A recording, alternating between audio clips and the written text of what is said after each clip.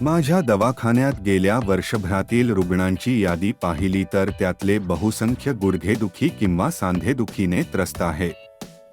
केवळ माझ्या क्लिनिकमध्येच नाही तर जगातील कोणत्याही ऑर्थोपेडिक हॉस्पिटलमध्ये बहुसंख्य रुग्ण गुडघेदुखी किंवा सांधेदुखीने त्रस्त आहेत.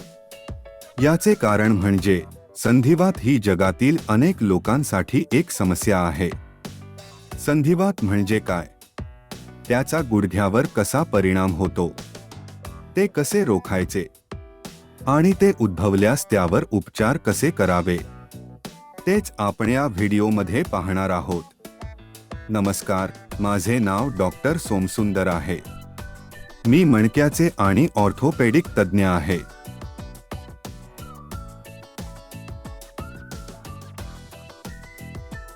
संधिवात ही गुडघ्यामध्ये होणारी जळजळ आहे. सामान्यपणे चालताना तुम्ही स्वतःला दुखापत केली तर तुम्हाला दिसेल की गुडघा सुजला आहे. म्हणजे संधिवात नाही.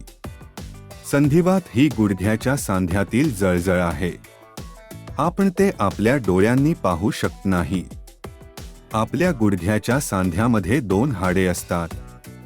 या 2 हाडांच्या मध्ये उपास्थी असते. गुडघ्याच्या सांध्यातील कूर्चाला जळजळ किंवा नुकसान झाल्यास त्याला आपण संधिवात म्हणतो. संधिवात अनेक प्रकार आहेत. संधिवात, पोस्टट्रॉमॅटिक संधिवात आणि प्रतिक्रियाशील संधिवात. परंतु बहुतेक वेळा जेव्हा आपण संधिवात म्हणतो तेव्हा आपला अर्थ ऑस्टिओआर्थरायटिस असतो. ऑस्टिओआर्थरायटिस म्हणजे काय ते पाहूया.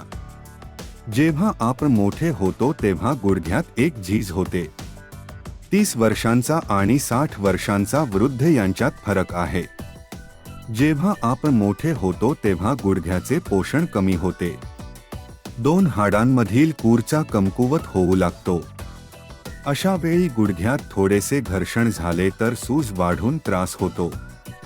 आपण आपल्या नकळत दिवसातून 15 ते 20 हजार वेळा गुडघा वाकतो. एका वर्षात आपण अवचेतनपणे गुडघा 5 ते 10 दशलक्ष वेळा वाकतो. गुडघ्यात किंचित घर्षण झाले तरी गुडघ्याला इतक्या वेळा वाकवल्यावर वर्षभरात नुकसान वाढते.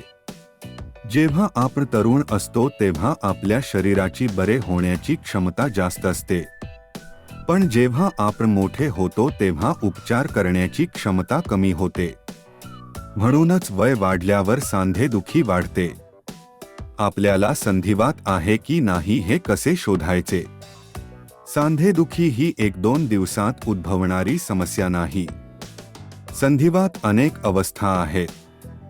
जेव्हा लोक लांब अंतरावर चालतात तेव्हा वेदना होतात ती पहिली समस्या असते. काही लोक एका दिवसात 10 ते 15 हजार पावले चालतात. जेव्हा त्यांना सांधेदुखीचा त्रास होतो तेव्हा त्यांना 7 ते 8 हजार पावले चालल्यानंतर गुडघ्यात थोडासा त्रास जाणवू लागतो.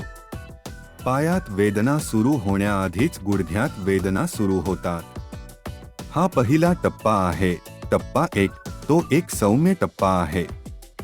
यावेळी आम्ही एक्स-रे घेतल्यास आम्हाला कोणतेही मोठे बदल दिसत नाही. यासाठी कोणतेही उपचार करण्याची गरज नाही. जेव्हा आपल्याला वेदना जाणवते तेव्हा आपण थोडा आराम करू शकतो, थोडी विश्रांती घेऊ शकतो आणि नंतर चालणे सुरू करू शकतो. पुढच्या टप्प्यावर जाऊन उपचार करायचे असतील तर घरी अनेक व्यायाम आहेत. मी आधीच दुसऱ्या व्हिडिओमध्ये उल्लेख केला आहे. संधिवात उपचार करण्यासाठी आपण त्या व्यायामांचे अनुसरण करू शकता. पुढचा टप्पा म्हणजे जेव्हा लोक थोडे अंतर चालतात किंवा पाया चढतात तेव्हा वेदना वाढते. बराच वेळ बसून राहिल्यास वेदना वाढतात. त्याला पॅटेलोफेमोरल संधिवात म्हणतात. हा दुसरा टप्पा आहे. त्यांना सामान्यपणे चालणे कठीण होणार नाही. ते थोडा वेळ चालू शकतात.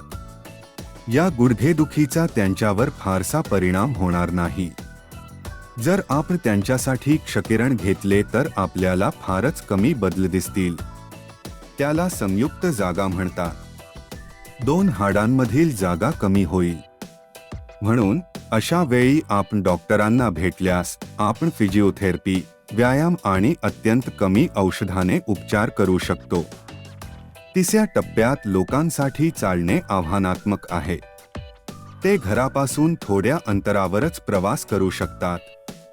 हे एक लक्षण आहे जे संधिवात झाल्यानंतर 4 ते 5 वर्षांनी येते. ते चालायला संकोच करतात.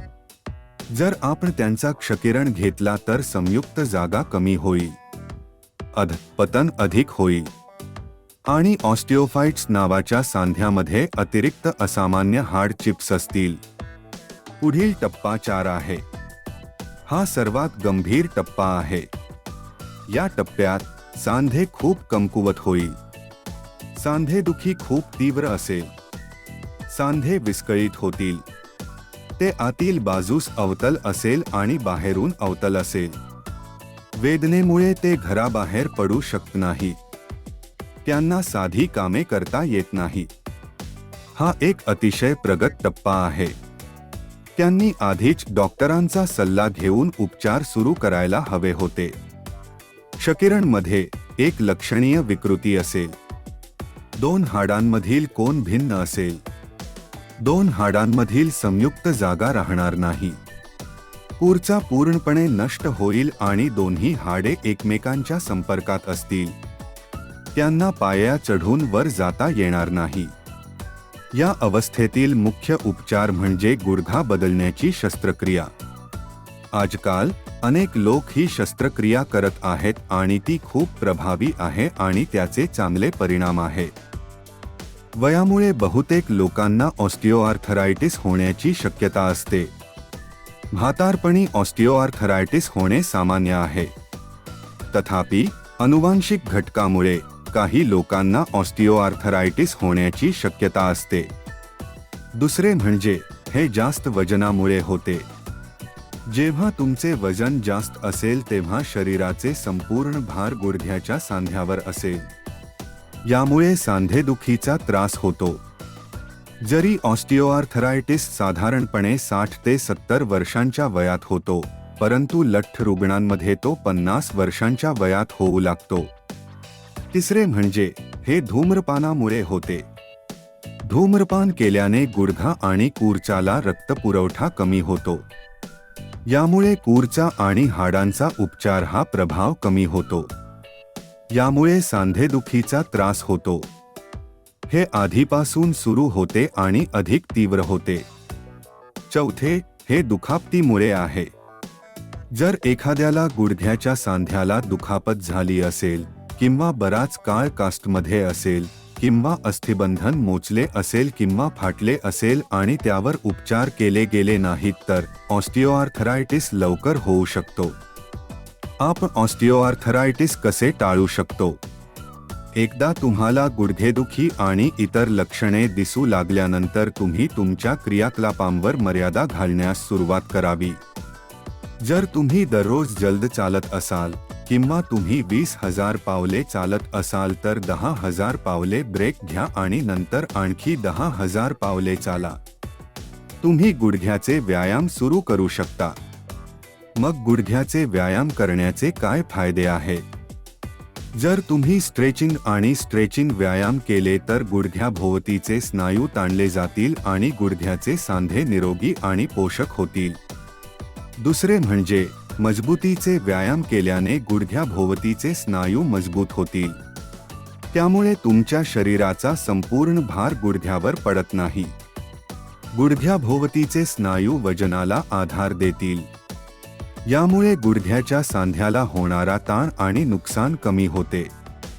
अलीकडे गुडघा बरा करणाऱ्या औषधांमध्ये अनेक सुधारणा झाल्या आहेत.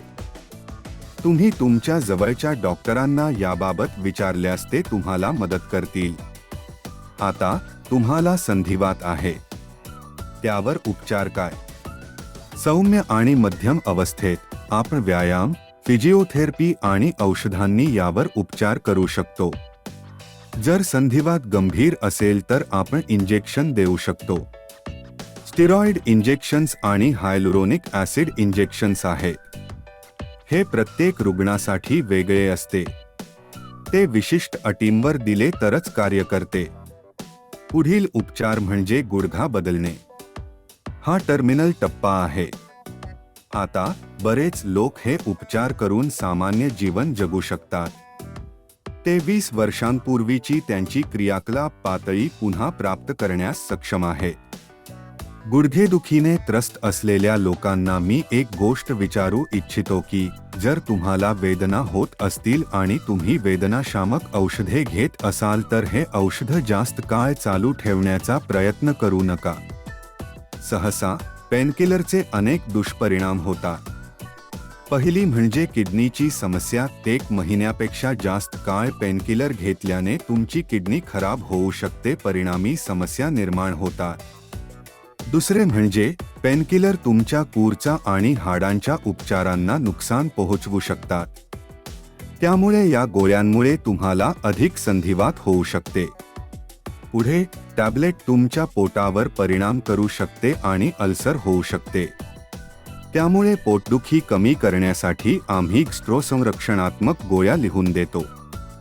हे सर्व साइड इफेक्ट्स सामान्यतः जेव्हा तुम्ही 1 महिन्यापेक्षा जास्त काळ वेदनाशामक घेतात तेव्हा होतात.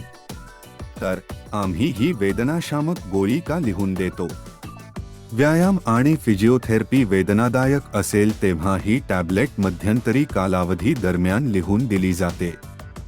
त्यामुळे तुम्ही गुडघ्याची ताकद आणि क्रियाकलाप पुनर्प्राप्त करू शकता, कारण वेदनाशामक फिजिओथेरपी आणि व्यायामामुळे होणारे वेदना कमी करतील. एकदा बळकट झाल्यावर वेदनाशामक औषधे बंद करूनही वेदना होत नाही. या वेदनाशामक औषधांचा कार्यकाळ 6 ते 12 तासांचा असतो. म्हणूनच आपल्याला एका दिवसात 2 गोळ्या घेणे आवश्यक आहे. या गोळ्यांचा 12 तासांनंतर कोणताही परिणाम होणार नाही. त्यामुळे संधिवात आणि गुडघ्याचा त्रास असल्यास ताबडतोब डॉक्टरांचा सल्ला घ्या, आमच्यासाठीच नाही तर आमच्या कुटुंबातील ज्येष्ठांसाठी. एकदा आपण निदान केले आणि उपचार सुरू केले तर आपण भविष्यात याला गंभीर समस्या होण्यापासून रोखू शकतो. धन्यवाद. त्वरित आराम आणि उपचारांसाठी मान, मणक्याचे आणि ऑर्थोपेडिक समस्यांसाठी आमच्या डॉक्टरांचा ऑनलाईन सल्ला घ्या. आमचे डॉक्टर तुम्हाला मदत करण्यास तयार आहेत. मानदुखी आणि उपचारांबद्दल अधिक माहितीसाठी आमची वेबसाईट sundarspine.com पहा. आमच्याकडे 19 देशांमधील 23 भाषांमध्ये सामग्री आणि व्हिडिओ आहे. खालील वर्णनात संपूर्ण तपशील पहा. खालील टिप्पणी विभागात तुम्हाला पुढील कोणते सांधेदुखीचे उपचार हवे आहेत ते आम्हाला कळवा. लाईक करा, सबस्क्राईब करा आणि बेल आयकॉन दाबा जेणेकरून आम्हाला तुमची चांगली सेवा देण्यात मदत होईल.